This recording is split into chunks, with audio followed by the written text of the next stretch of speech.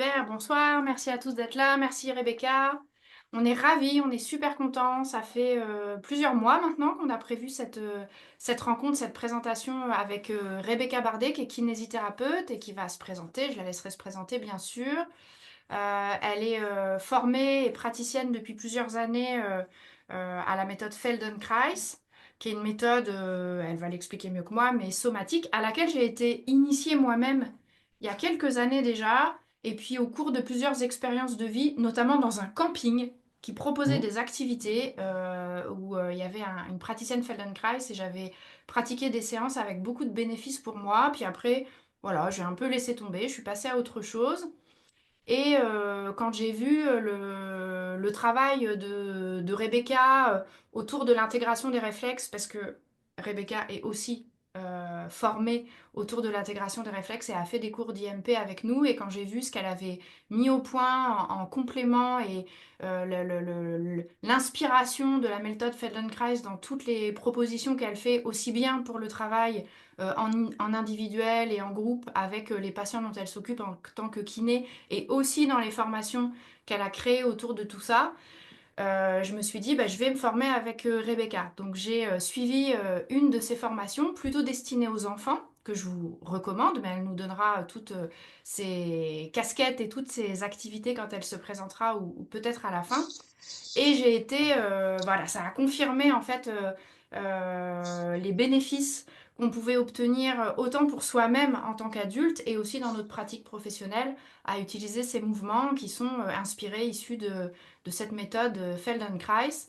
Donc, j'avoue que moi, au départ, quand j'ai suivi la formation, quand j'ai démarré la formation, je m'étais dit, bah, je vais acquérir d'autres outils pour mes séances en IMP, en intégration motrice primordiale, avec les enfants que j'accompagne, parce que j'aime bien toujours continuer à me former avec des gens qui font des ponts, qui font des liens entre d'autres approches et le soutien de l'intégration des réflexes et de tous les schémas sensorimoteurs.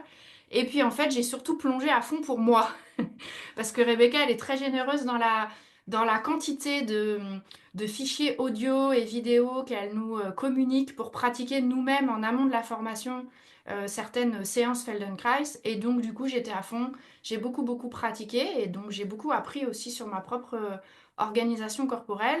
Et puis ensuite, j'ai suivi sa formation en distanciel. Et j'ai commencé à utiliser dès le départ, comme j'avais bien pratiqué sur moi, les outils avec les apprenants, mais surtout avec des adultes, en fait, finalement, paradoxalement, alors que la formation était plutôt à destination des enfants. Et j'ai eu un grand soutien avec ces propositions de mouvement pour les adultes qui présentaient des raideurs dans la chaîne postérieure, des amnésies sensorimotrices au niveau de leur bassin, des difficultés à s'ancrer dans le sol, des besoins aussi de retrouver plus de centrage corporel et retrouver leur axe corporel, retrouver aussi leur capacité voilà, leur fluidité dans leurs mouvements, dans leur vie quotidienne et par rapport à leurs objectifs. Et donc, ça fait maintenant, je ne sais pas combien de mois, j'ai terminé la formation, 6 mois peut-être, 6 mois que j'utilise à fond au cabinet tous les apports théoriques et pratiques de Rebecca, que Rebecca m'a transmis. Donc, non seulement les outils eux-mêmes, mais aussi toute la philosophie et tous les principes de cette approche qui sont très très riches et qui vont nous aider aussi à aborder les apprenants d'une manière un peu différente. Et je dois dire aussi que ça m'a aidé à remobiliser des outils que je connaissais déjà et que j'avais appris via l'IMP, mais avec des principes d'application un petit peu différents. Et du coup, ça a potentialisé aussi les outils là en IMP qui sont déjà à notre disposition. Donc je me suis dit, je veux pas garder ça pour moi. Il faut que toutes les personnes qui sont intéressées par l'intégration sensorimotrice, que ce soit des étudiants en IMP ou d'autres approches autour des réflexes, ou ceux qui s'intéressent au corps, au mouvement, ou des thérapeutes, des rééducateurs qui sont intéressés par la fluidité du mouvement, les coordinations, l'aisance motrice, la sensorialité, ce serait très intéressant pour eux d'avoir une sensibilisation à cette approche. Et voilà l'origine de l'invitation aujourd'hui de Rebecca pour vous présenter son travail. Donc il y aura une partie présentation un petit peu, on va dire, théorique, même si c'est pas de la théorie pure, et puis une partie pratique, parce qu'on a tenu aussi avec Rebecca à vous faire pratiquer, à ce qu'elle puisse vous faire pratiquer et découvrir pour que vous puissiez sentir dans votre corps ce qui se passe quand on pratique ce genre de mouvement. Donc, j'ai fini, je ne parlerai plus, c'est terminé. Voilà, voilà. Et on accueille Ouais, Rebecca on et accueille Rebecca. présenter et sa présentation. On peut Ouais, essayer d'allumer un micro, peut-être. ouais, j'essaye de voir qui c'est qui a son. Ah voilà, voilà, couper le son. Voilà, c'est fait. Voilà, Bonjour donc à bienvenue Rebecca, et on te laisse la parole et on est super content de t'avoir ce soir et merci d'avoir accepté cette petite soirée avec nous. Bon, en tout cas, merci beaucoup pour votre invitation. Et merci Ludivine, toi, tu m'en avais un peu parlé de ce que tu avais apporté la formation. Et là, quand je t'écoute, je me dis, waouh, c'est tout ce que j'aime transmettre. Et je le dis, moi, que la méthode Feldenkrais, c'est pas juste des mouvements, etc. Mais de voir que ça passe, que c'est vraiment compris comme ça, bah, voilà, c'est super d'entendre ça. Donc, merci beaucoup pour ton retour. Et effectivement, cette pédagogie-là, moi, ça a eu le même effet sur moi, c'est qu'on peut la transférer ensuite à d'autres domaines et améliorer d'autres compétences qu'on avait déjà avant avec cette pédagogie-là, quoi.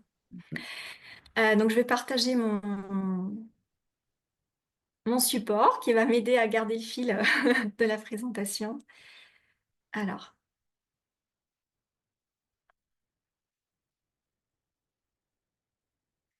voilà, je vais le mettre en plein écran.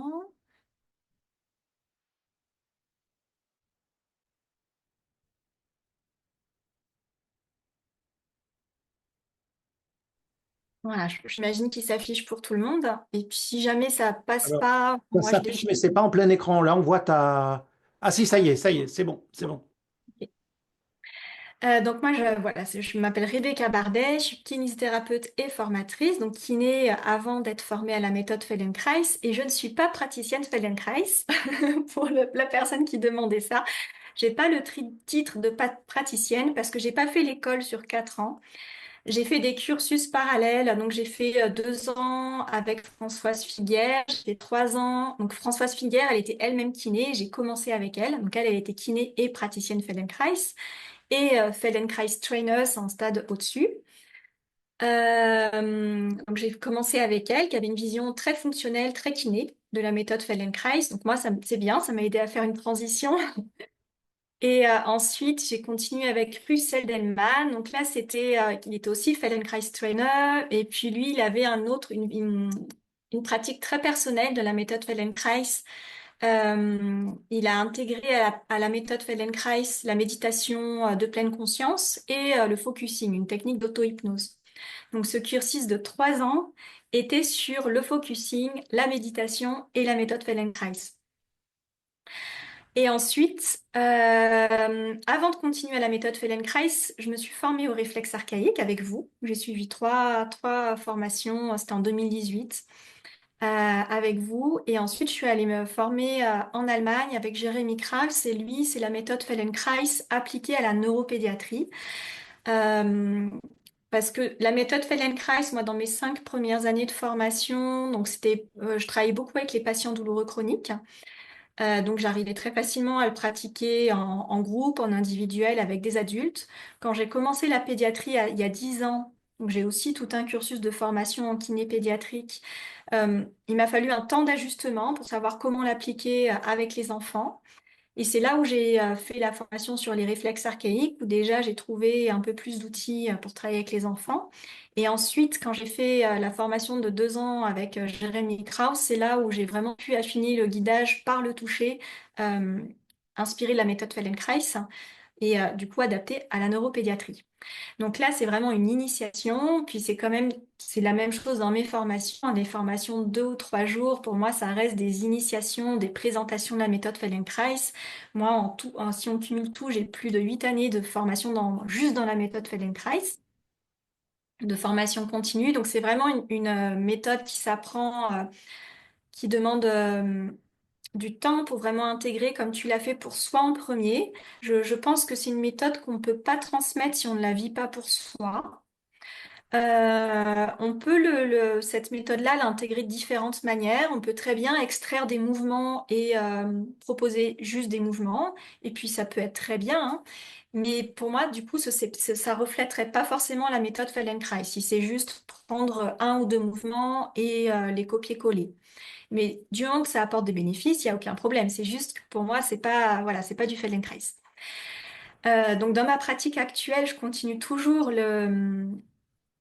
les soins des patients douloureux chroniques et j'ai surtout développé la neuropédiatrie. Et j'ai quitté mon cabinet kiné de ville. Maintenant, je travaille dans ma ferme avec mes chevaux. Donc, j'ai aussi développé l'hypothérapie et avec les chevaux, je développe, c'est vraiment la méthode Feldenkrais qui m'a aidé à développer mon travail avec les chevaux. Et les réflexes archaïques aussi d'ailleurs. Enfin voilà, dans le travail avec les chevaux, on repère plein de, de réflexes très facilement. Et du coup, c'est les enfants neuroatypiques que je reçois chez moi dans le cadre de ma ferme où j'associe la kiné en cabinet avec tout ce travail sensorimoteur et le travail avec les chevaux. Donc voilà pour ma présentation. Si vous voulez en découvrir plus, j'ai mis le lien de mon site internet. Donc ça, c'est le site internet de mon organisme de formation, prismecorporel.fr. Et vous me trouverez aussi sur tous les réseaux sociaux, à peu près partout. Donc la méthode Feldenkrais, voilà, on va commencer par la définir. Je vais vous parler un peu de sa pédagogie. La pédagogie, on pourra en parler très longtemps, donc je vais juste vous nommer les grandes lignes de ses principes fondamentaux. Et surtout, parce que pour moi, cette méthode-là, juste en parler, enfin, on ne peut vraiment la comprendre qu'en la pratiquant. En tout cas, moi, tant qu'on m'en parlait, je ne comprenais rien. Et même pour avoir lu des livres de Moshe Feldenkrais avant de la pratiquer, j'ai mis bien 2 ou 3 séminaires avant de vraiment comprendre ce que c'était que cette méthode. Donc là, je vais vous proposer vraiment de la pratique pour que ça fasse vraiment sens pour vous, pour illustrer ces principes pédagogiques. Si vous avez des questions, peut-être au fur et à mesure, n'hésitez pas à les mettre dans le chat. À la fin, il y aura un temps pour répondre aux questions. Et voilà, si vous les mettez au fur et à mesure, ça évitera de les oublier. Donc là, c'est la définition telle que ils se définissent eux-mêmes, hein. Si on regarde sur Internet et que vous allez chercher la définition de la méthode Feldenkrais, donc déjà Feldenkrais, c'est le nom du créateur, hein, de Moshe Feldenkrais, qui l'a créé. Et la méthode Feldenkrais, par définition, c'est la prise de conscience par le mouvement. Donc ça, c'est tel que Moshe Feldenkrais la décrivait. Et dans cette définition-là, PCM, prise de conscience par le mouvement, ça désigne les ateliers de groupe. Et il ne précise pas, et je pense que c'est volontaire, il ne précise pas prise de conscience du corps par le mouvement. Même si lui, en pratique, il travaillait que sur le corps. Dans ses ateliers, il parle beaucoup du corps. Euh, et il fait très peu d'interprétations dans les ateliers de Feldenkrais. On parle de schéma corporel, on parle de fonction corporelle, on parle de sensorialité. Mais dans ces ateliers, il ne parle pas du tout du lien que ça va avoir sur la psyché. Mais par contre, si vous lisez ses livres, il en parle beaucoup plus dans ses livres. Et lui, c'est ce qu'il cherchait. Il cherchait vraiment à soutenir par le corps la liberté individuelle. Donc c'est pour ça que je pense que dans la définition, ça reste très large, prise de conscience par le mouvement. Ensuite, il y a aussi le terme IF, c'est intégration fonctionnelle.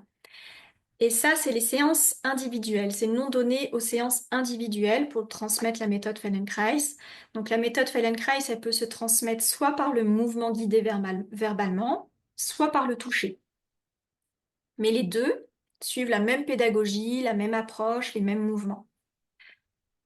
Dans la formation de 4 ans, classique en méthode Feldenkrais, il commence en tout cas à l'époque où moi j'avais commencé à transmettre, à apprendre plutôt, ils attendaient 2 ans de pratique de mouvement avant de commencer à transmettre le toucher. Euh, et moi, dans ma formation avec Françoise Figuère, c'était que la 2e année qu'on commençait à toucher. En tout cas, pour moi, c'était parfaitement adapté parce que j'étais juste débutante kiné et c'était tellement tout nouveau pour moi que commencer un toucher de ce type-là très tôt, je pense que j'aurais pas capté la subtilité de ce toucher. Euh, donc, dans l'intention des séances, que ce soit en atelier collectif ou en séance individuelle, c'est d'apprendre à la personne qui vient à enrichir sa façon de bouger. Et donc, j'ai mis entre parenthèses de percevoir le monde. Alors ça, on va pas forcément parler, dire, enfin ça dépend peut-être aussi de la sensibilité de chaque professionnel. Mais en tout cas, je me souviens que Françoise Figuère, elle nous disait tout le temps qu'en atelier, il n'y avait vraiment pas besoin d'en parler, en individuel peut-être un peu si la personne en parlait d'elle-même. En tout cas, c'était quelque chose qui n'était pas spécialement abordé dans la formation de base. Mais par contre, c'est quasiment systématique. Et moi, dans tous les, j'en donne plus des ateliers collectifs, mais quand j'en donnais, les gens, ils nous partagent d'eux-mêmes quand on travaille sur l'ancrage. Mais ça, c'est des choses que vous vivez aussi avec les réflexes. Quand on travaille sur l'ancrage, quand on travaille sur l'équilibre entre la chaîne antérieure et la chaîne postérieure, il y a tout de suite des liens qui vont se faire avec d'autres sphères que corporelles. Donc, avec la méthode de Press, il y a déjà cette intention-là, même si on la nomme très peu. Donc, à l'hôpital aussi, ah, je vois qu'il y a des micros. Oui. Si. Ouais. Ce n'est pas une approche thérapeutique, et ça, je me souviens de Françoise Figuère, elle insistait beaucoup dessus.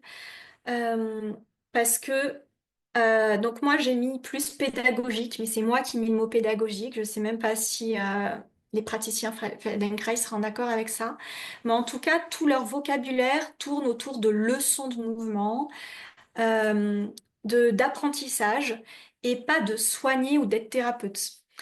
Donc c'est pas du tout, moi en tant que kiné, c'était vraiment nouveau d'intégrer c'est une nouvelle posture. Pour moi, c'était une nouvelle posture professionnelle et aussi ça modifie des choses dans la relation avec les personnes qui viennent et dans notre vision aussi, dans ma façon de les voir aussi. De pas seulement les voir comme des malades, mais de voir comme des personnes qui sont en train d'apprendre. C'est très très différent, je trouve, pour un kiné, de voir ça. Euh, donc dans les principes pédagogiques,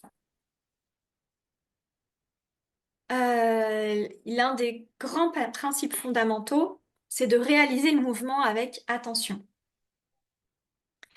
Le mouvement avec attention, ça veut juste dire écouter ce qui se passe dans notre corps quand on est en train de réaliser le mouvement. Et c'est comme ça que pendant les leçons de groupe de Feldenkrais, le praticien va beaucoup poser de questions. Donc, il va proposer un mouvement, par exemple, tourner la tête de droite à gauche, si on reste sur un mouvement très simple. Et avec ce mouvement-là, il va dire, et comment vous respirez? Et Victor, mon téléphone! voilà, si vous pouvez faire tout ça, attention à bien couper vos micros, s'il vous plaît. Que se passe-t-il dans vos épaules? Quelle est la fluidité du mouvement? Et quand il pose des questions, ça reste ouvert. C'est juste pour que la personne, elle apprenne à sentir ce qui se passe dans son corps, comment la respiration réagit ou pas, comment les autres parties du corps réagissent ou pas. Et le fait d'avoir cette attention particulière, c'est l'attention en elle-même qui va apporter des modifications sur la sensorialité ou sur l'organisation du mouvement du corps. Donc c'est là où, si on prend juste le mouvement et on extrait juste le mouvement en lui-même, on n'aura pas les mêmes bénéfices que si on a le mouvement plus la pédagogie. Donc le mouvement avec attention, c'est un premier grand principe fondamental qui n'est pas spécifique à la méthode Feldenkrais. C'est peut-être plus la manière de poser des questions qui est assez spécifique à cette méthode. Et c'est pas non plus un principe absolu parce qu'avec les enfants, Euh, je vais les accompagner pour qu'ils apprennent progressivement à mieux sentir ce qui se passe dans leur corps, mais je vais pas leur demander d'être tout le temps conscient, tout le temps présent. Ça va rester quand même très ludique et très léger la séance. Donc le mouvement avec attention, là, c'est un peu la base. Et même si avec un enfant, on lui demande pas d'avoir la même attention que nous, en tant que praticiens, on a toujours cette attention sur notre corps pendant qu'on est en train de travailler avec l'autre. Et je pense que le fait d'avoir cette attention sur notre corps pendant qu'on travaille avec l'autre, ça aide aussi l'enfant à développer cette capacité pour lui-même, même si on n'a pas cette exigence-là pour lui. Un deuxième principe fondamental qui est aussi commun avec le travail sur les réflexes archaïques. En tout cas, moi, quand j'ai fait mes formations avec Paul et Ludivine, il y a pas mal de principes fondamentaux que j'ai trouvés en commun. C'est de respecter le confort, le plaisir, la fluidité. Et ça, en tant que kiné, c'était nouveau pour moi. C'est qu'il n'y a pas besoin de forcer, il n'y a pas besoin d'en faire 3 tonnes pour s'améliorer. Et il n'y a pas besoin même de d'étirer pour s'assouplir. Ça, c'était très nouveau pour moi. Et on va rechercher le mouvement le plus possible, le plus fluide possible, le plus facile possible. Donc il y a certains mouvements parfois au début qui sont difficiles, qui sont saccadés, mais on va chercher au fur et à mesure des mouvements qu'on propose dans une séance à chercher le plus de fluidité possible et à rester dans ce qui est possible. Et il y a une grande phrase de Feldenkrais que j'ai pas écrit là, c'est alors l'impossible devient possible. Le possible devient... Ah, je me souviens plus. C'est passer de l'impossible vers le possible qui devient agréable, qui devient élégant. C'est vraiment toute une progression où plus on cherche la fluidité, la facilité du mouvement, plus il devient beau en lui-même. Alors qu'au final, ce que j'aime beaucoup dire aussi dans les séances de Feldenkrais, c'est que c'est la beauté du geste, c'est pas du tout la première intention des séances, mais très souvent quand les personnes sont dans leur corps et recherchent le mouvement le plus juste pour elles, c'est là où la beauté va émerger. Et c'est ça, je trouvais ça très très beau quand j'animais des séances collectives de voir émerger cette qualité du geste auprès de plein de personnes différentes qui avaient une manière, chacune avait leur manière individuelle de bouger. Et de voir cette beauté émerger, c'était très beau, même auprès de personnes, quand je donnais des cours collectifs, il y avait des personnes de 94, 95 ans, il y avait des personnes très très âgées avec des possibilités corporelles assez limitées, qui bien sûr augmentaient heureusement avec les séances. Euh, Alors, un autre principe, et ça pareil, on retrouve dans les réflexes archaïques, c'est on commence souvent par aller dans le sens du schéma. Donc, par exemple, une personne une personne qui a 4 pattes, quand elle tourne la tête à droite, fléchit un coude, quand elle a son réflexe tonique asymétrique du cou non intégré, je cite un exemple au hasard, mais voilà, quand on repère un schéma sensorimoteur immature, plutôt que d'aller directement lui dire fais l'inverse, on va lui dire d'accord, continue ce que tu fais et observe ce que tu es en train de faire. Observe que tu es en train de plier ton coude quand la tête tourne. Observe que ton bassin est en train de bouger. Prends conscience de ton schéma. Et ça, on va l'appliquer à plein d'aspects différents. Par exemple, euh, il y a une séance type où la personne elle est allongée sur le côté et on lui demande d'allonger le bras vers le plafond pour allonger le bras derrière elle. Et il y a beaucoup de personnes dans ces mouvements des épaules qui vont avoir tendance à bloquer la respiration. Donc en première intention, plutôt que de dire respirez tranquillement, souvent je vais proposer que se passe-t-il dans votre respiration? Est-ce que vous bloquez la respiration? Plutôt que d'aller à l'inverse du schéma et de demander de tout de suite respirer, prenez conscience de ce que vous êtes en train de faire. Et ensuite, est-ce que c'est possible de faire autrement? Et parfois, c'est pas possible dès le début. C'est là où nous, on doit proposer des variations, tout un travail de conscience pour que la personne puisse varier ses schémas. Donc c'est là où il y a une grande phrase aussi de Feldenkrais qui dit qu'il n'y a pas de bon ou de mauvais mouvement. L'important, c'est d'avoir le choix. C'est pas mauvais en soi quand on fléchit la tête, fléchir les coudes. Ça devient limité quand on sait faire que ça. C'est pas mauvais en soi de quand on amène la tête en arrière, amener une extension dans l'ensemble de son dos. C'est juste limité. On a tous besoin d'avoir ce type de coordination. C'est juste limité quand on n'a que cette coordination-là qui est possible. Et ça, on va l'appliquer à tous les schémas sensorimoteurs du corps. Donc, dans la méthode Feldenkrais, il n'y a aucune connaissance des schémas sensorimoteurs, des réflexes archaïques, des schémas primordiaux que moi j'ai appris ensuite avec Paul et Ludivine. Et c'est là où justement les formations avec Paul et Ludivine m'ont beaucoup aidé à améliorer mon utilisation de la méthode Feldenkrais. Donc Ludivine, elle a dit ça avec ma formation, que la pédagogie l'avait aidé à approfondir. Ben, moi, ça m'a fait pareil avec eux. Ça m'a aidé à approfondir aussi l'utilisation de la méthode Feldenkrais. Et en plus d'intégrer bien sûr des techniques, des approches qu'ils montraient dans leur formation. Ensuite, un autre principe qui est aussi commun avec les réflexes archaïques, c'est la variation. Là, la variation, elle va être appliquée sur plein d'aspects différents. Ça va être, je vous l'ai dit, j'en ai parlé tout à l'heure sur la variation de la coordination. Donc, on commence par aller dans le sens du schéma, puis ensuite, on va proposer différentes coordinations possibles par rapport au schéma immature pour progressivement que la personne puisse avoir le choix. Donc, par exemple, dans une autre séance type, la bascule du bassin.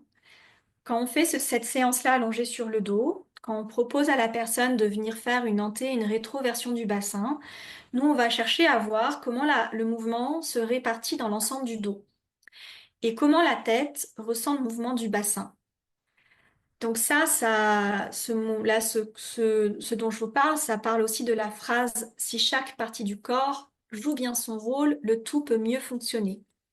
Donc, si on revient à cette séance de la vague, où on regarde la bascule du bassin, il y a certaines personnes, quand elles vont manquer de conscience au niveau du bassin, parfois on peut observer ça. Il y a certaines personnes qui, quand elles bougent le bassin, la tête ne va pas bouger. Donc, ça va manquer de transmission quand il y a des raideurs dans le haut du dos. Ça peut être en lien avec des réflexes archaïques. Il peut y avoir plusieurs raisons.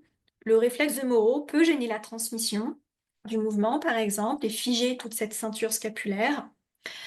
Le réflexe tonique labyrinthique aussi.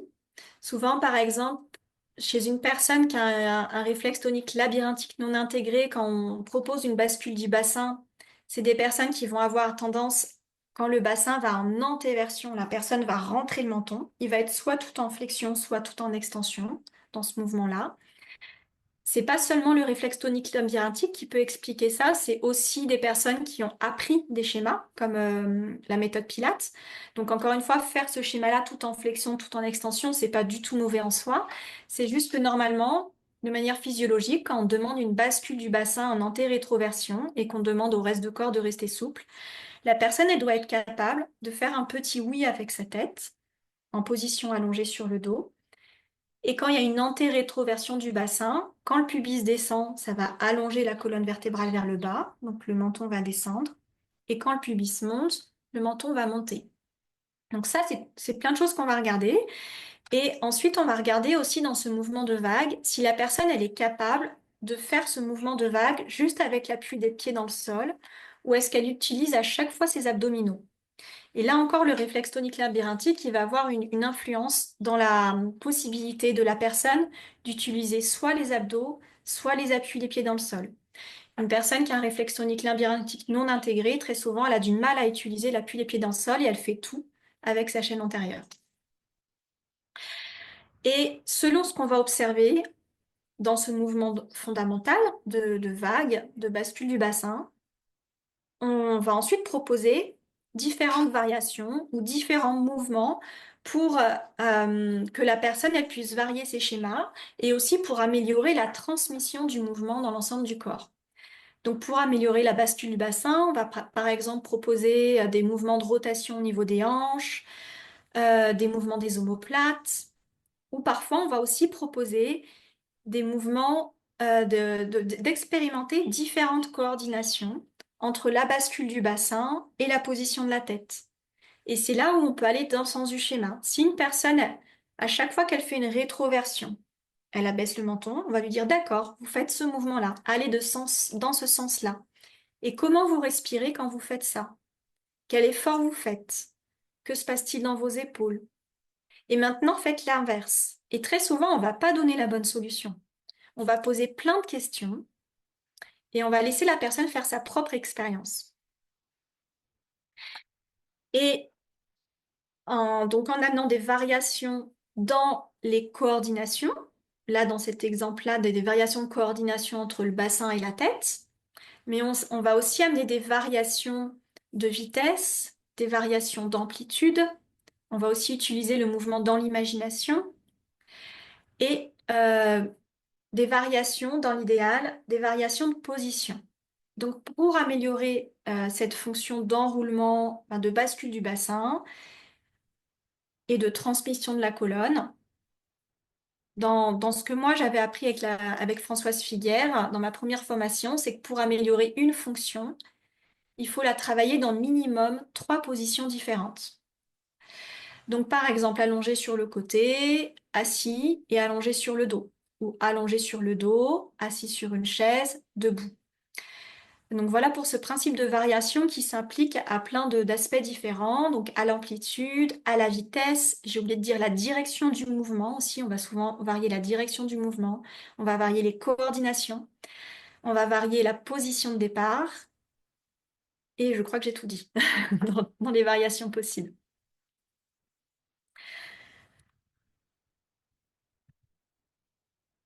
Donc dans les objectifs de la méthode Feldenkrais, voilà, ça je l'ai dit au départ, mais enfin voilà, si vous vous intéressez, il y a plusieurs livres que Feldenkrais a écrits lui-même. Lui, il parlait beaucoup de liberté et de maturité, la maturité de l'être. Après, moi, dans ce que j'ai appris avec Françoise Figuère, c'était des objectifs très fonctionnels. Donc, améliorer la marche, améliorer l'équilibre, améliorer le lever du bras pour améliorer des activités sportives, euh, la musique. Voilà, ça peut être des objectifs très ciblés sur la fonction. Après, il y a certains, quand je suis plusieurs praticiens Feldenkrais qui parlent d'objectifs aussi psychologiques, qui utilisent la méthode Feldenkrais pour accompagner à la fois sur le corps et sur l'esprit, améliorer la régulation émotionnelle, la connaissance de soi aussi, la confiance en soi, l'estime de soi. Moi, personnellement, ça m'a beaucoup apporté sur tous ces plans-là. Je me souviens qu'à mon premier séminaire de Feldenkrais, quand j'ai découvert le mouvement des omoplates, j'ai découvert aussi comment ma respiration était complètement indépendante par rapport à mes épaules. Et ça m'a fait découvrir tout l'espace de la cage thoracique qui n'était absolument pas conscient pour moi. Et quand j'ai découvert, que je pouvais sentir tout ce qui se passait dedans, bah, ça a changé ma vie dans ma relation à mes émotions. C'est comme s'il y avait un espace où je pouvais les ressentir et du coup, c'était beaucoup moins angoissant. Et donc, au niveau sécurité intérieure, ça m'a beaucoup apporté. Donc en confiance en soi. Et ça m'a aussi apporté au niveau de mon dos, parce que moi j'avais un dos plutôt creux, avec des inversions de courbure, même au niveau cervical. J'ai toujours, ça n'a pas changé la forme de mon dos au niveau du squelette. Par contre, ça a changé ma mobilité et j'ai appris à utiliser le dos rond. Donc ça a largement contribué à la disparition de mes douleurs, alors que je faisais déjà de la kiné avant et des étirements en chaîne musculaire avant. Et par exemple aussi moi je suis cavalière et quand je me souviens de chutes c'était pas que de chutes de cheval, c'est dans d'autres domaines, je me suis dit tiens, j'arrive enfin à tomber en enroulant mon dos. À l'époque, j'étais pas formée en réflexe archaïque, mais je pense que j'avais un réflexe tonique labyrinthique non intégré et d'autres réflexes que la méthode Feldenkrais a naturellement travaillé sur moi. Voilà, donc ça peut contribuer à améliorer la souplesse, l'équilibre. Voilà. Moi, je parle peu des objectifs psychologiques parce que je suis kiné. Après, les patients m'en parlent, mais du coup, je préfère les patients libres enfin, laisser les patients libres de dire quels effets ça a sur eux. Mais c'est juste parce que moi, je suis kiné, donc du coup, je ne me sens pas de parler d'autres dimensions que de ma compétence de base, quoi. Alors, quelques exemples pratiques. Donc, on a déjà pas mal parlé du réflexe tonique labyrinthique. Oui, la méthode Feldenkrais, je pense qu'elle apporte beaucoup de compléments pour aller faciliter l'intégration de ce réflexe. Donc, il y a des types de séances qui sont spécifiquement orientées sur l'allongement de la chaîne postérieure. Donc, l'allongement de la chaîne postérieure, ça aide aussi beaucoup pour l'intégration du... Est-ce que vous l'appelez encore comme ça, d'ailleurs, le réflexe tendineux de protection? En général, on préfère l'appeler tout court le réflexe de protection, RDP, on dit.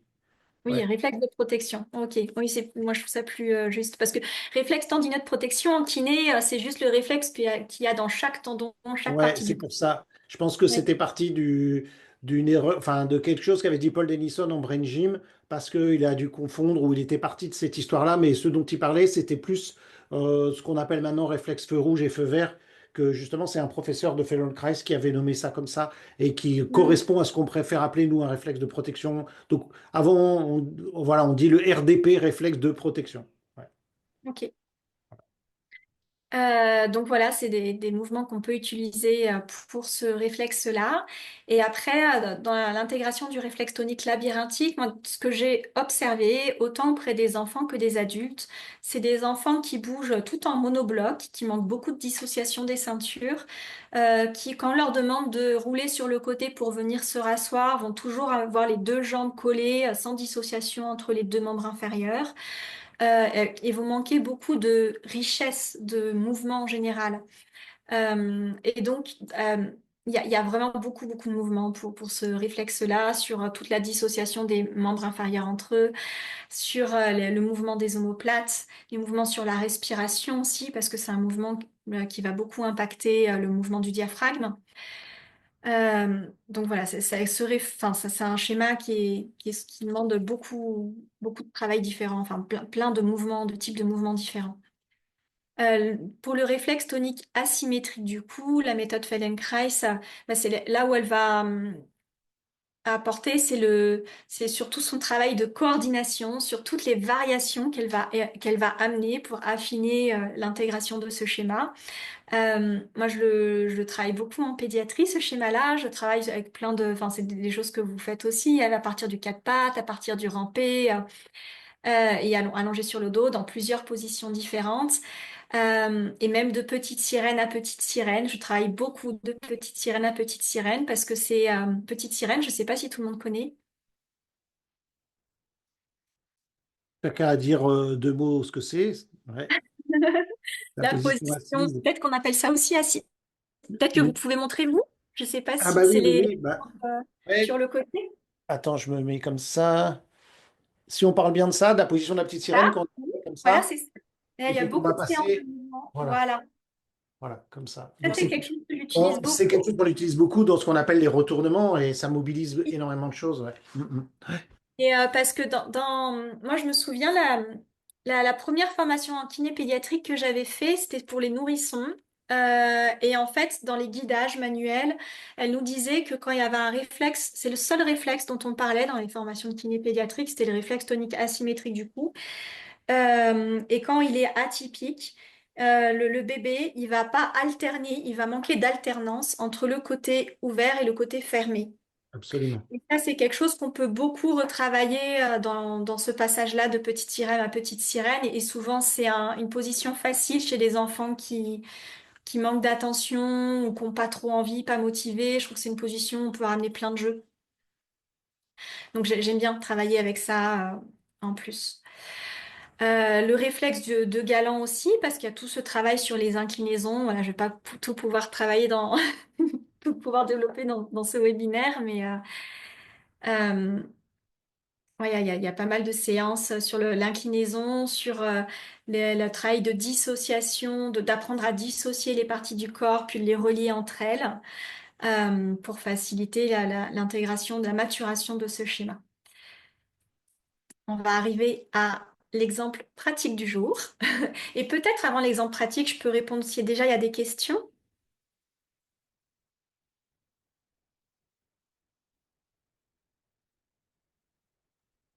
Alors, je vois pas vraiment de questions, non, à part quelqu'un qui avait des questions techniques, mais sinon, il n'y a pas de questions sur ta présentation pour l'instant.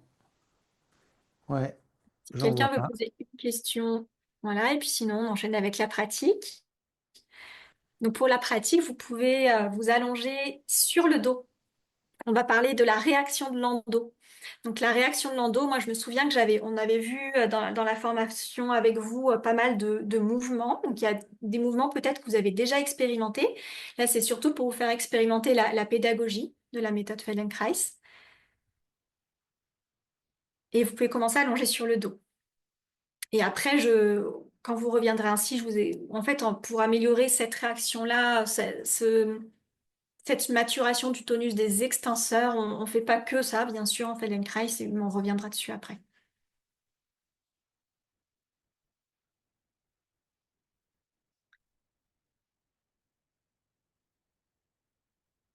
Voilà, donc allongé sur le dos, cherchez déjà une position confortable pour vous.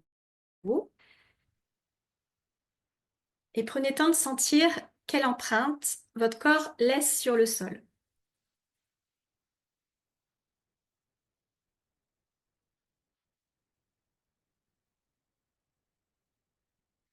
Donc ça, c'est quelque chose qu'on fait beaucoup avec la méthode Feldenkrais. C'est toujours commencer par 5-10 minutes de prise de conscience du corps. Et à chaque fois, ces 5-10 minutes qui débutent la séance collective, elles sont commencées d'une manière différente. Il n'y a pas juste une manière d'amener l'attention sur le corps. Donc là, je vais vous en proposer juste une, bien sûr, aujourd'hui. Donc vous allez observer l'empreinte globale que votre corps laisse sur le sol. Si vous deviez dessiner les parties de votre corps qui touchent le sol, colorier, est-ce qu'il y a plus de parties du corps qui touchent le sol ou qui ne touchent pas le sol?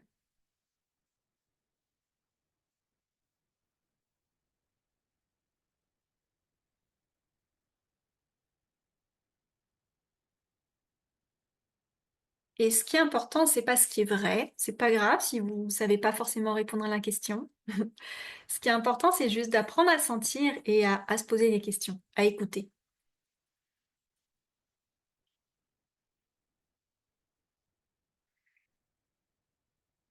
Et ensuite, observez sur ces contacts avec le sol, lesquels de ces contacts sont plutôt durs. Est-ce qu'il y a des parties du corps où vous sentez que ce sont plutôt les os, le squelette qui touchent le sol?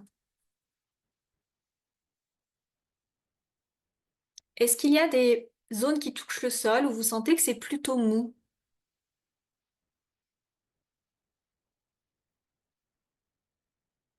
Ou c'est plus les muscles? Quand est-ce que c'est le squelette? Quand est-ce que c'est les muscles qui touchent le sol?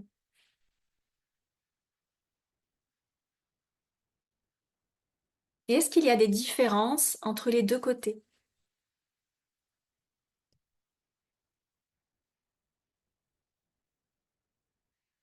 Est-ce qu'il y a des parties du corps que vous sentez lourdes, plus lourdes que d'autres?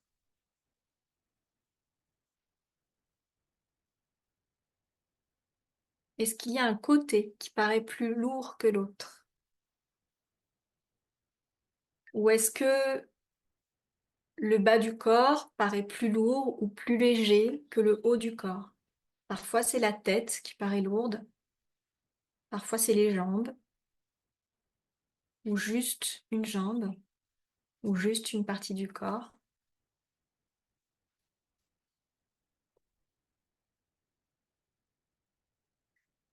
Ensuite, amenez votre attention sur votre respiration et sentez le mouvement de votre respiration.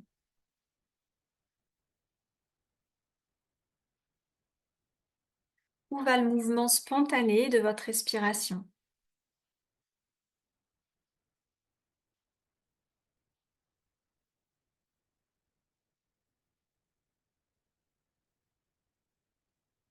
Est-ce que vous respirez plutôt avec le ventre, plutôt avec le dos, ou plutôt avec la cage thoracique?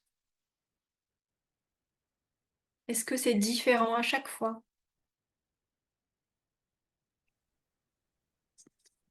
Et est-ce que vous pouvez écouter votre respiration sans chercher à la modifier? Il n'y a pas de bonne ou de mauvaise manière de respirer. L'important, c'est d'avoir le choix.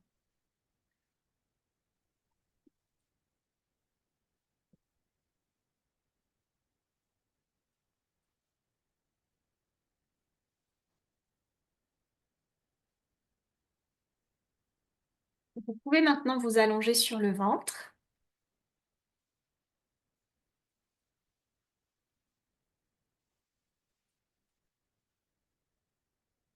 et vous allez poser les deux bras de chaque côté de la tête, une joue sur le sol. Et vous allez tranquillement redresser la tête pour aller regarder comme si une petite fourmi grimpait sur le mur qui est en face de vous et que vous vouliez regarder cette fourmi grimper le plus haut possible sur le mur en face de vous. Donc vous redressez la tête et le dos pour suivre cette fourmi du regard. Et quand vous redressez la tête, dès le début du mouvement, sentez sur quelle partie du corps vous prenez appui. Quelle partie du corps initie le mouvement? Vous allez refaire ce mouvement-là 2 ou 3 fois, mais pas plus. Et en écoutant, quel effort vous faites? Quel effort ça vous demande de soulever la tête? Est-ce qu'il vous paraît lourde? Le mouvement est léger.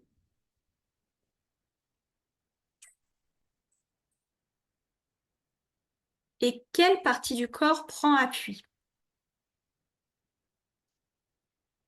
Est-ce que vous prenez appui sur la même zone du début à la fin du mouvement? Est-ce que vos zones d'appui changent au fur et à mesure du mouvement? Et comment vous respirez? Est-ce que quand vous soulevez la tête, vous bloquez votre respiration? Et que font vos jambes?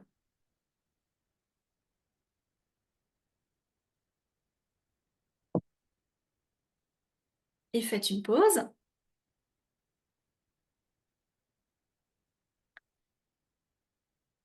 Alors, vous allez mettre vos 2 mains l'une sur l'autre, la main droite sur la main gauche, et vous posez la joue gauche sur votre main droite.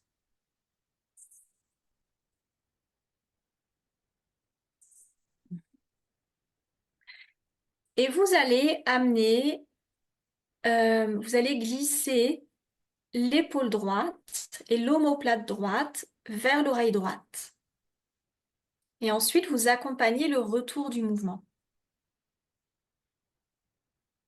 Et vous recommencez plusieurs fois ce mouvement. Vous amenez l'épaule et l'omoplate vers l'oreille droite et accompagnez le retour du mouvement. Et vous ne prenez que l'amplitude qui vient facilement. Il n'y a pas besoin de faire toute l'amplitude disponible.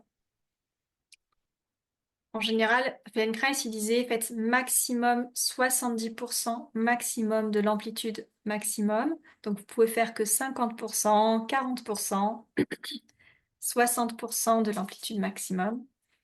Restez dans ce qui est fluide, facile, avec la même présence à l'aller et au retour.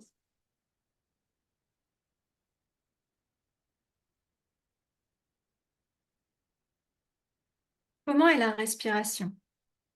Est-ce que vous retenez la respiration quand vous bougez l'épaule droite?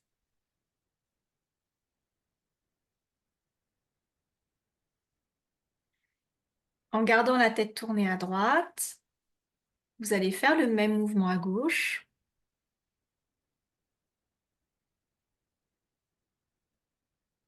Vous amenez l'épaule gauche en direction de l'oreille gauche.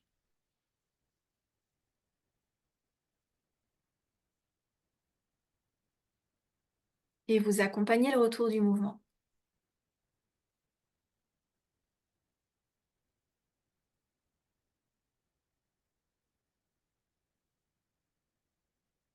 Ouais, cherchez le mouvement le plus fluide possible.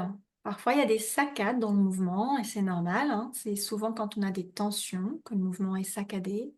Et plus vous cherchez à accompagner le mouvement, à fluidifier le mouvement, plus les tensions peuvent se réguler.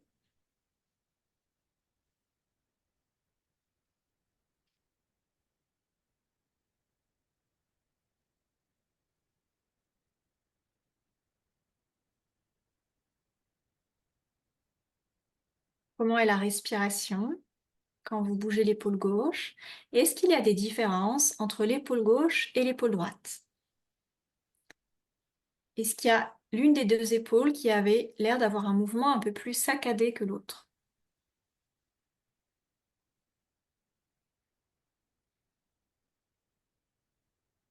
Ensuite, vous posez la joue droite sur le sol, vous posez la tête dans l'autre sens, de l'autre côté, et vous faites le même mouvement. Commencez avec l'épaule gauche, l'omoplate gauche,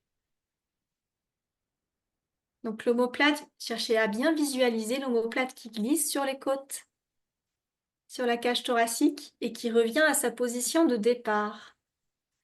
C'est où la position neutre? Quand l'épaule est relâchée, elle se met où?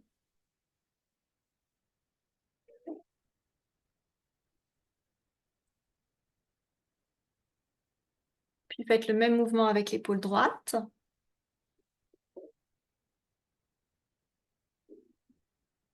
Et que se passe-t-il dans le haut du dos, dans la cage thoracique, quand vous bougez vos omoplates?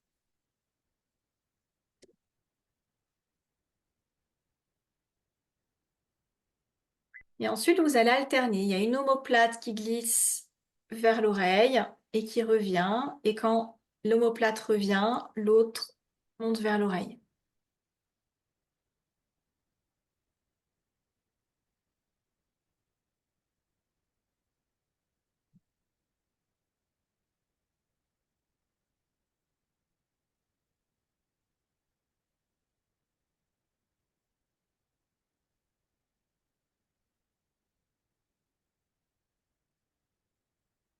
Et en alternant, observez s'il y a des différences entre les deux côtés. Et est-ce que la position de la tête change le mouvement des omoplates? Vous pouvez continuer le mouvement des omoplates et changer la tête de côté. Et observez, quand la tête est à droite, est-ce que c'est l'épaule droite ou l'épaule gauche qui bouge plus facilement?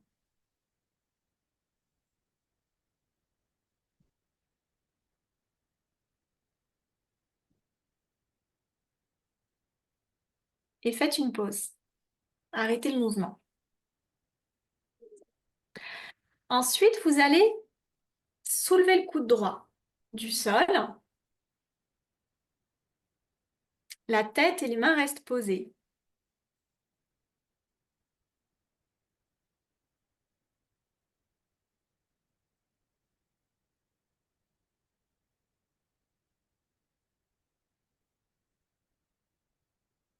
Et observez ce qui se passe dans l'omoplate quand le coude droit se soulève. Que fait l'épaule et que fait l'omoplate droite? Comment est la respiration?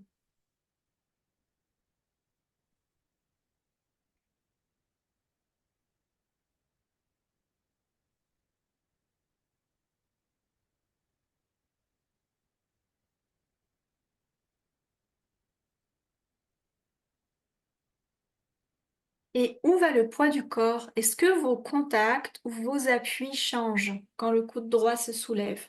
Peut-être pas. Il n'y a pas de bonne ou de mauvaise manière de faire le mouvement. Observez juste ce qui se passe pour vous.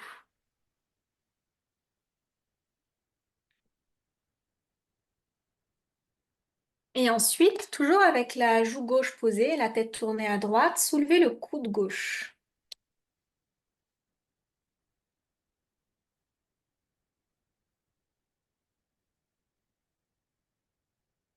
Et comme la tête est tournée à droite, observez, est-ce que c'est plus facile pour vous de soulever le coude droit ou le coude gauche?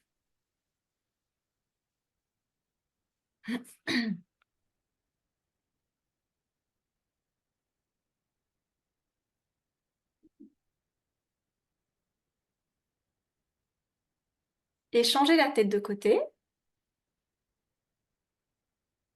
et soulevez plusieurs fois le coude gauche en accompagnant le mouvement. Observez le mouvement de la cage thoracique. Est-ce qu'il est le même d'ailleurs à droite et à gauche? Est-ce que votre épaule, l'omoplate et la cage thoracique accompagnent le mouvement de la même manière des deux côtés?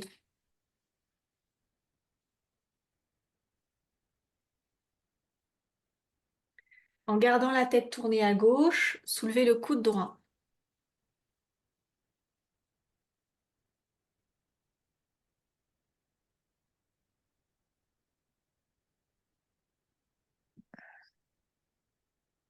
Comment est la respiration? Comment sont les mâchoires?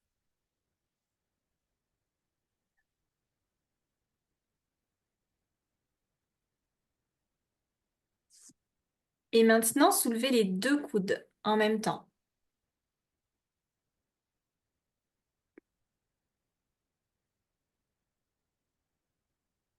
Puis posez les bras et la tête comme vous voulez.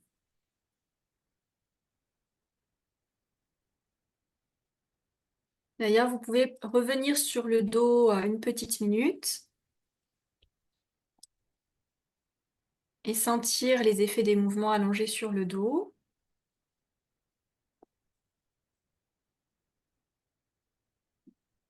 Comment sont les contacts avec le sol?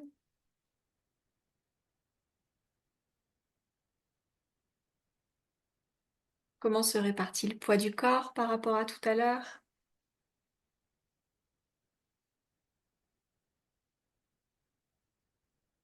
Et comment est votre respiration?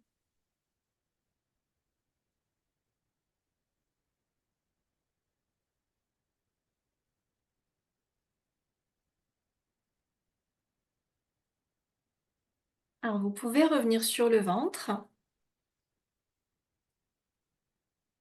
les deux bras de chaque côté du visage, euh, la joue gauche posée au sol, la tête tournée à droite.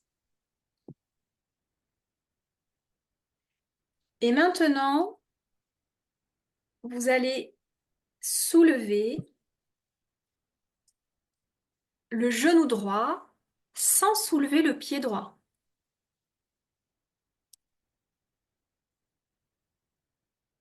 Vous soulevez seulement le genou droit du sol, donc de 1 ou 2 centimètres à peine du sol. Et vous posez. Et cherchez ce mouvement-là le plus souple possible. Et vous relâchez entièrement entre chaque mouvement.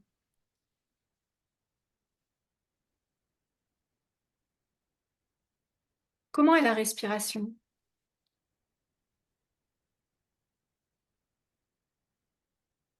Quand vous soulevez le genou droit, sur quelle partie du corps vous venez prendre appui?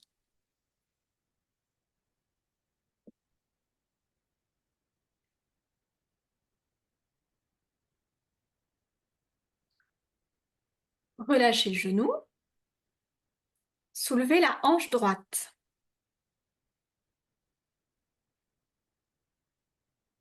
C'est-à-dire que le bassin va légèrement tourner, le nombril va légèrement tourner vers la droite. Vous soulevez le côté droit du bassin et vous le posez. Et toujours chercher à bien accompagner le mouvement. Vous allez à la même vitesse à l'aller et au retour du mouvement. Quand vous soulevez la hanche droite, le genou droit reste posé.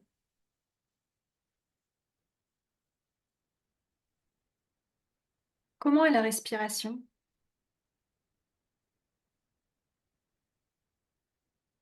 Que fait la tête? Est-ce que la tête ressent le mouvement du bassin?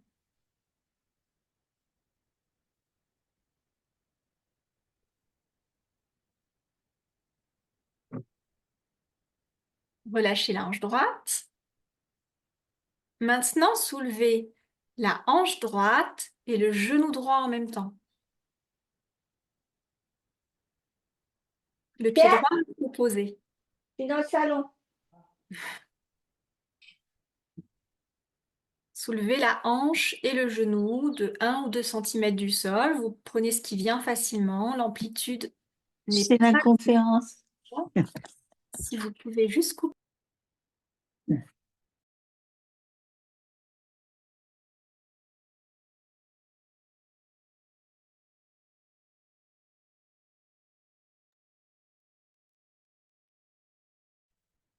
Donc vous soulevez la hanche droite et le genou droit en même temps et vous posez la hanche et le genou en même temps. Et observez d'ailleurs, est-ce que la hanche ou le genou arrive à se soulever en même temps? Est-ce que vous voulez d'abord soulever la hanche puis le genou ou d'abord le genou puis la hanche? Et vous allez varier justement ce tempo, cette organisation du mouvement. Vous allez expérimenter de soulever la hanche et le genou en même temps. Vous allez ensuite expérimenter soulever d'abord le genou puis la hanche. Puis vous allez expérimenter soulever la hanche et le genou. Et entre chaque mouvement, vous relâchez entièrement.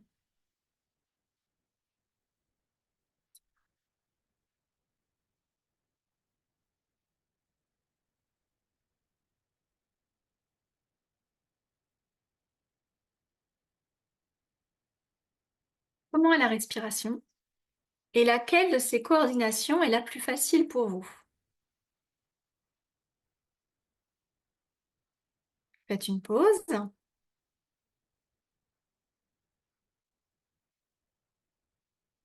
Et maintenant, vous allez soulever la hanche, le genou et le pied de 1 ou 2 cm par rapport au sol.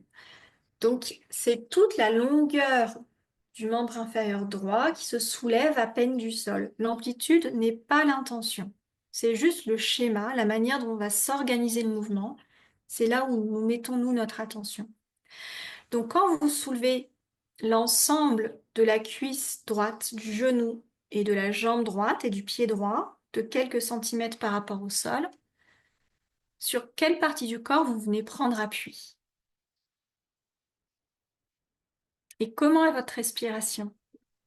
Est-ce que quand vous soulevez la jambe droite, vous avez tendance à bloquer la respiration? Cherchez le mouvement à faire le moins d'efforts possible. Comment la jambe droite peut être la plus légère possible?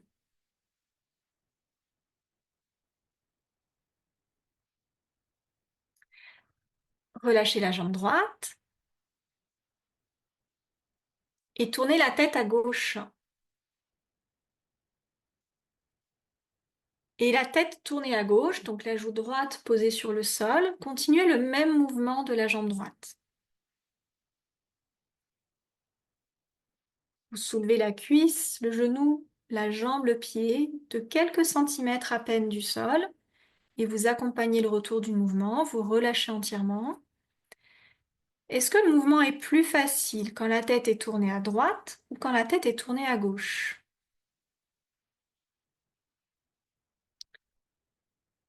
Sur quelle partie du corps vous venez prendre appui? Et que se passe-t-il dans le dos quand la jambe droite se soulève? Est-ce que le bassin tourne ou est-ce que le bas du dos se creuse?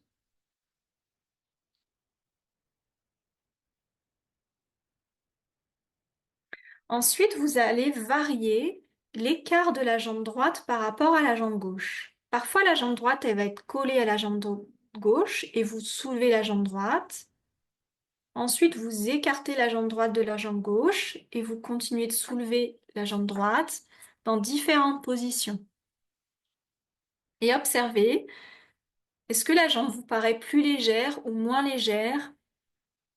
Est-ce que le mouvement est plus facile ou moins facile en fonction des différentes positions de la jambe droite?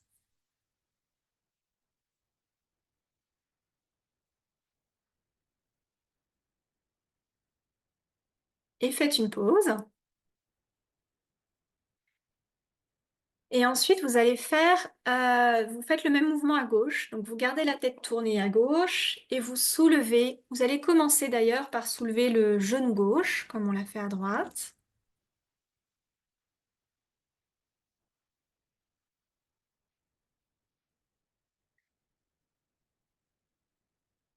Et relâchez le genou. Ensuite, vous soulevez la hanche gauche.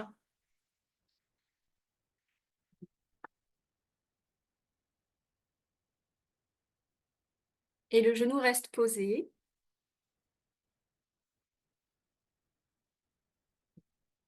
Et quand vous soulevez la hanche gauche, le bassin roule, le bassin tourne vers la gauche. Cherchez le minimum d'effort possible pour soulever la hanche gauche.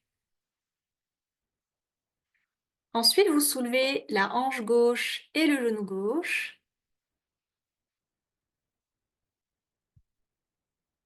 Et comme tout à l'heure, explorez différentes coordinations possibles.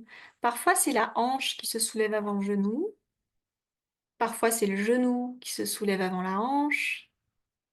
Ou les deux en même temps. Quel ordre vous préférez? Est-ce qu'il y a un schéma préférentiel?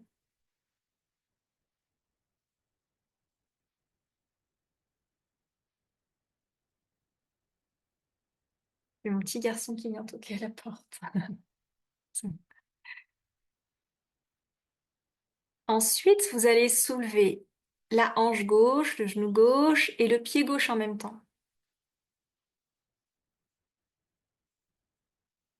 Toute la longueur de la jambe gauche. Mais de quelques centimètres à peine du sol, et dès le début du mouvement, sentez sur quelle partie vous venez prendre appui.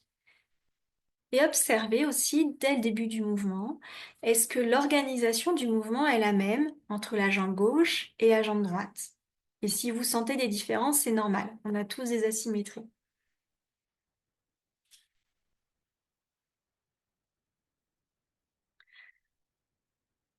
Ensuite, vous pouvez tourner la tête à droite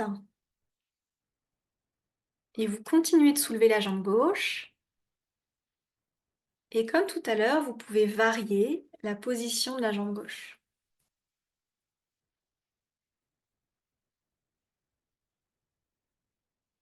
La jambe gauche, elle peut être collée à la jambe droite ou elle peut être un peu plus écartée de la jambe droite.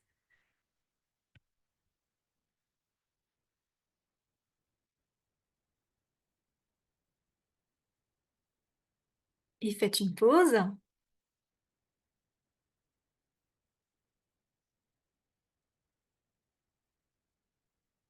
Et ensuite, en gardant la tête tournée à droite, vous allez soulever une fois la jambe droite, une fois la jambe gauche.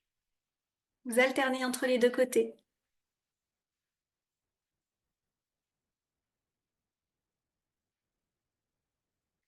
Est-ce qu'il y a une jambe qui paraît plus légère que l'autre?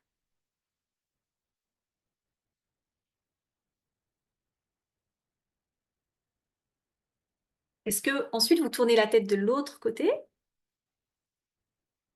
et vous continuez d'alterner le mouvement des jambes et observez, est-ce que la position de la tête influence le mouvement des jambes, l'organisation du mouvement? J'espère que vous entendez pas mon petit garçon crier derrière.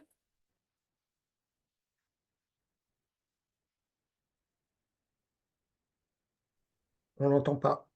On l'entend pas, c'est Non, bon. Il est avec son papa, il n'est pas tout seul. non, on n'entend pas du tout. Euh, ensuite, vous allez soulever. Alors, vous pouvez mettre les deux mains l'une sur l'autre, le front sur vos mains. Voilà, vous mettez bien le front, donc la tête au milieu par rapport le front sur vos mains. Non, non, Félix. Non, Félix, va voir papa, s'il te plaît. Et vous soulevez le coude droit et la jambe droite en même temps. Coude droit, jambe droite. Et observez sur quelle partie du corps vous prenez appui quand vous soulevez le coude droit et la jambe droite en même temps. Comment est la respiration? Ensuite, soulevez coude droit, jambe gauche.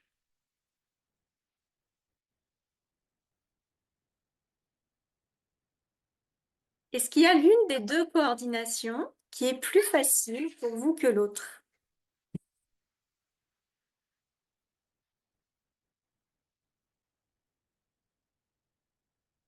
Comment est la respiration?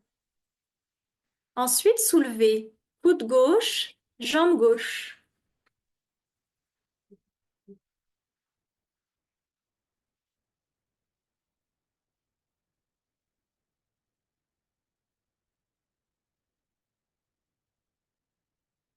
Et ensuite, coude gauche, jambe droite.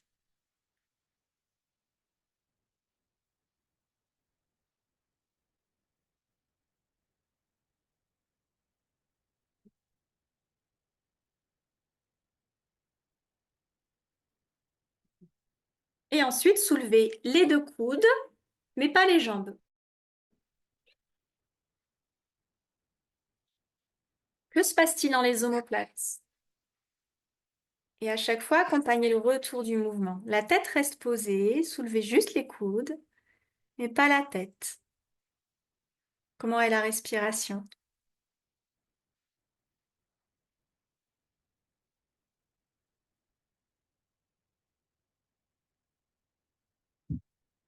Soulevez les deux coudes et la tête, mais pas les mains.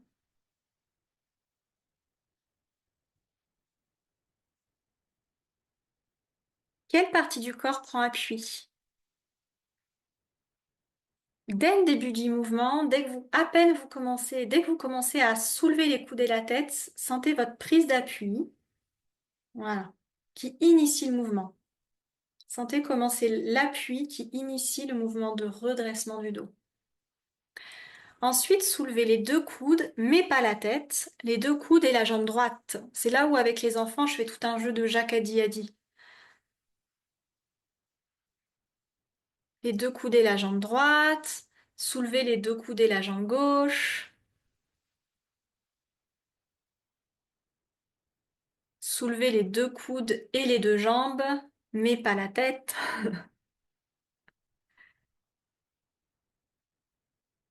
Soulevez les deux coudes et la tête et la jambe droite.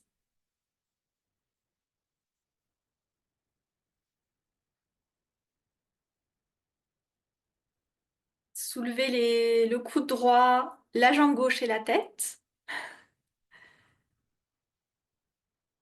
Voilà, on pourrait faire plein de variations autour de ça et à chaque fois aller explorer la respiration, sur quelle partie du corps vous prenez appui. Et ensuite, recommencer le mouvement de départ où vous redressez le dos et la tête pour aller regarder cet insecte qui grimpe sur le mur en face de vous. Observez confortablement jusqu'où vous allez. Quelle partie du corps prend appui? Et quel effort vous faites? La sensation d'effort, parce que c'est un mouvement que vous connaissez tous, donc je pense que j'imagine que vous le faisiez déjà tous assez facilement au début. Ça, très souvent, c'est un mouvement que certaines personnes vont faire que à partir des cervicales et qui n'ont pas du tout conscience de tous les extenseurs de leur dos et qui n'arrivent pas à coordonner toute l'extension dans leur dos.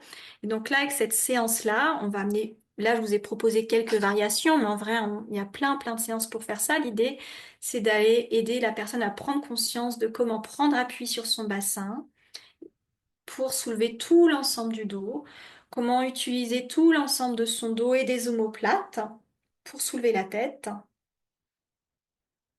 Voilà, comment éloigner le sternum du sol, comment prendre appui sur le sol pour venir redresser le sternum.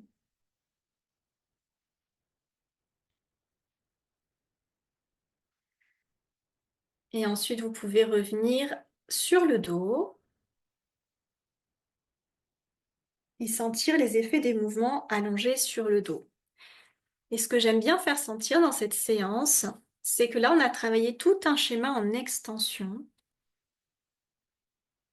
Et allongé sur le dos, ça n'a pas forcément creusé le dos.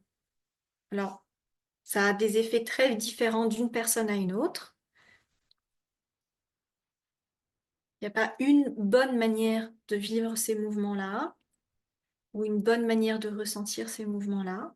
Mais même en travaillant l'extension, ça ne va pas forcément creuser. Pour les personnes qui ont un dos creux, comme moi par exemple, c'est pas du tout une séance qui accentue mon schéma. Donc là, observez les contacts avec le sol et aussi votre respiration.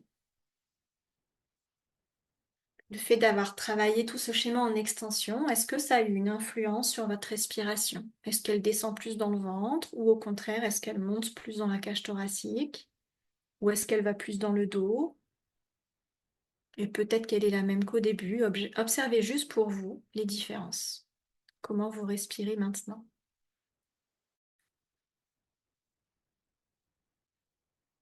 À votre rythme, vous pouvez rouler sur le côté pour vous rasseoir et vous remettre debout.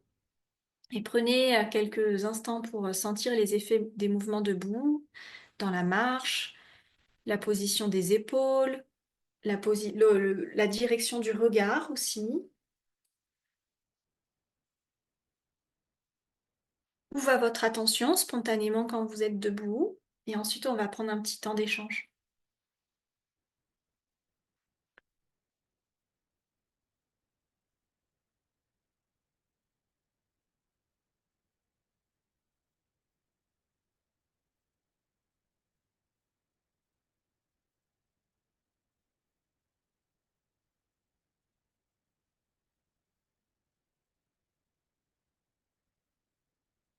que tout le monde est encore là.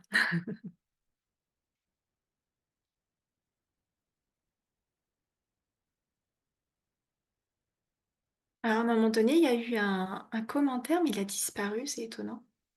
Il y a quelqu'un qui a commenté pendant qu'on faisait les mouvements des omoplates, où j'avais posé une question sur est-ce que la position de la tête influence le mouvement des omoplates? Et la personne avait écrit oui, et la position des bras aussi. Donc effectivement, là, je vous ai fait juste explorer la position de la tête, mais en fonction de si les bras sont plus hauts, plus bas, plus écartés, ça va aussi influencer le mouvement des omoplates. Et c'est tout ce qu'on explore au fur et à mesure des séances.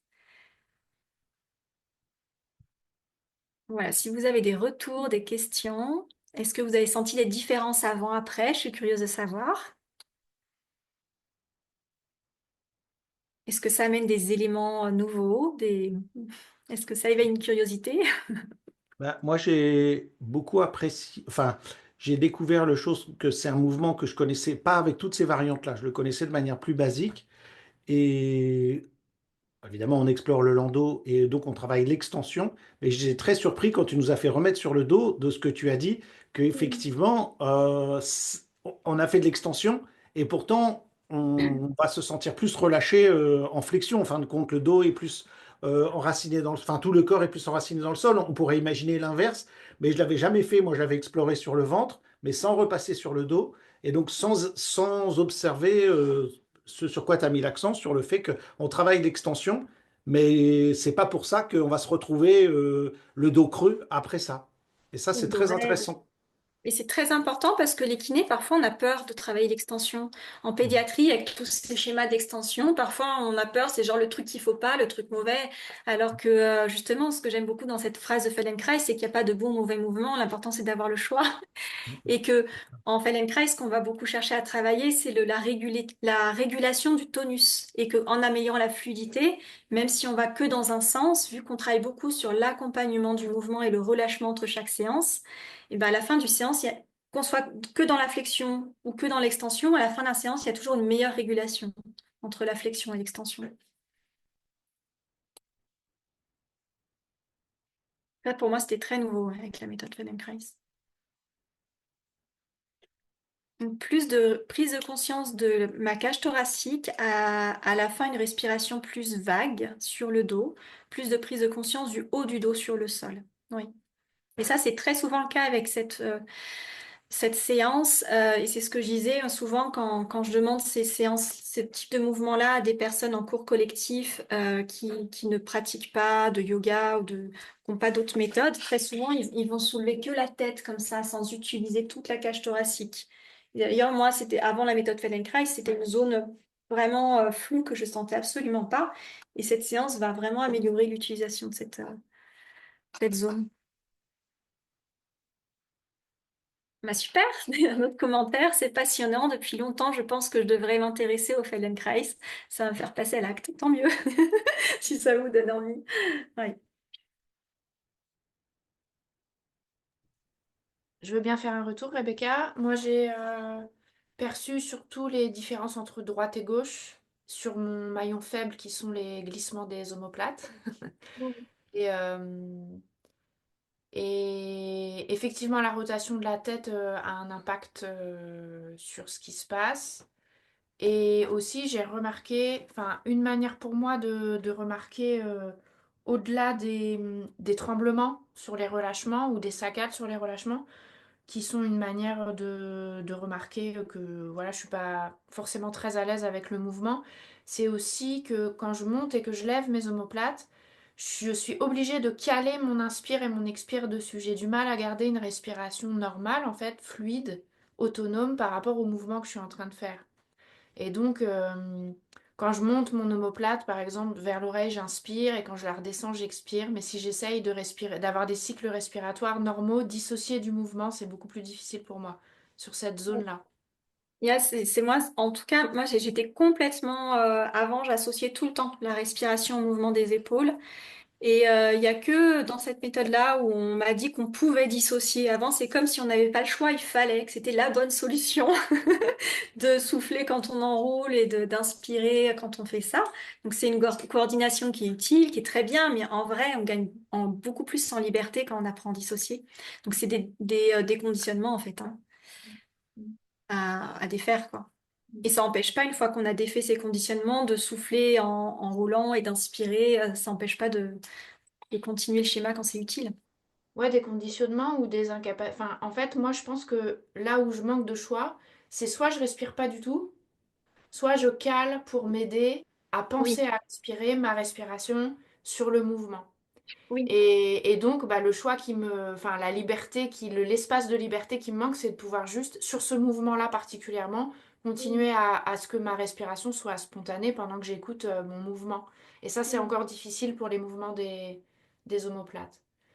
Et deuxième retour, dans le mouvement sur le ventre aussi, sur les coordinations diagonales, soulèvement coude et jambes en diagonale, j'ai remarqué que sur une des diagonales, la prise d'appui sur le côté opposé était enfin, plus floue pour moi en fait. J'avais plus de mal à savoir comment je m'organisais, quel côté était en appui. J'avais du mal à alterner en fait les appuis quand j'alternais les diagonales. C'était très confus à certains moments. Là où c'est Bien. intéressant. Ouais. Parce que là, en fait, c'est une séance que j'ai fait très très courte qui peut être beaucoup plus longue et c'est effectivement travailler toutes ces variations de coordination, ça apporte beaucoup, Ouais, notamment sur le RTAC, mais pas seulement. ouais, Ouais. ouais. Merci. Il y a d'autres commentaires. Il y en a un notamment sur une personne qui a ressenti une douleur à la tête qui s'est dissipée après. Et c'est vrai que le travail sur le ventre, faut être assez vigilant. Donc là, je vous vois pas. Et je me permets de faire cette séance-là parce que vous êtes tous professionnels du mouvement. Mais surtout avec des patients, enfin en consultation, c'est pas le type de séance qu'on peut faire dès le début en général. Et même quand on le fait, il faut souvent rester très vigilant avec les cervicales.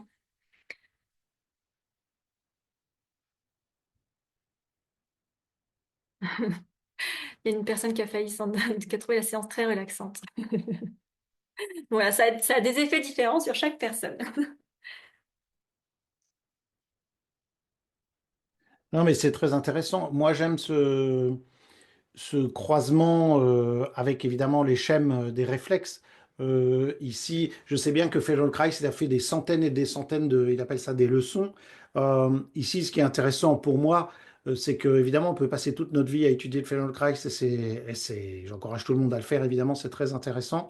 Moi, j'ai eu la chance de rencontrer le Feldenkrais quand j'avais 20 ans d'avoir pratiqué ça. Et puis ensuite, j'ai connu les réflexes et j'ai pas fait de lien entre les deux.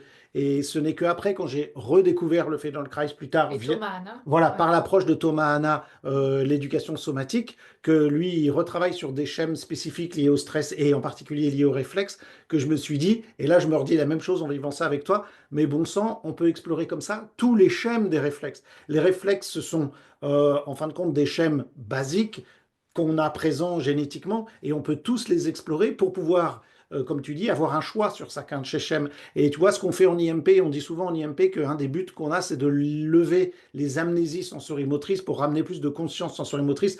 On pique cette terminologie à Thomas Hanna en éducation somatique, mais en fin de compte, tout ce qu'on fait en IMP, on fait par exemple de l'isométrique, on fait du tactile, on fait des différents types de mouvements, on fait, bref, plein plein de choses, mais là, ce que tu viens de nous proposer, c'est une autre manière d'intégrer finalement le réflexe de l'endo. Parce que toi, tu vois les choses de ce point de vue-là, toi qui as cette double, ou même triple casquette avec ta casquette de kiné, c'est-à-dire que le fait d'explorer le schème que tu viens de nous faire vivre autour du lando, en fin de compte, nous permet de reprendre le contrôle dessus et donc, dans un certain moyen, d'intégrer le réflexe. Ah oui, je pense que c'est un moyen d'intégration et ça n'empêche pas après d'utiliser pour chaque personne du sensorimoteur, d'autres techniques manuelles quand il y a C'est besoin. ça. C'est ça. Mais moi, c'est très... En fait, quand j'ai fait les formations avec vous, euh, comme je travaillais beaucoup avec les nourrissons à cette époque-là, l'isométrique, je pouvais pas du tout l'utiliser. Donc j'ai dû apprendre à faire un lien. Et Feldenkrais, j'arrivais pas encore à l'époque à l'utiliser avec le nourrisson. C'est venu progressivement. Et du coup, j'ai dû faire un lien entre les réflexes archaïques. Et c'est clairement les réflexes archaïques qui m'ont aidé à travailler avec la méthode Feldenkrais, à adapter Feldenkrais au nourrisson, avec toute l'analyse de ces schémas sensorimoteurs. Et avec le nourrisson, j'utilise quasiment que mon utilisation de la méthode Feldenkrais. Avec les enfants plus grands, j'intègre plein d'autres outils, avec les adultes aussi. Mais, euh, mais oui, pour moi, c'est une manière d'intégrer les réflexes archaïques. Oui.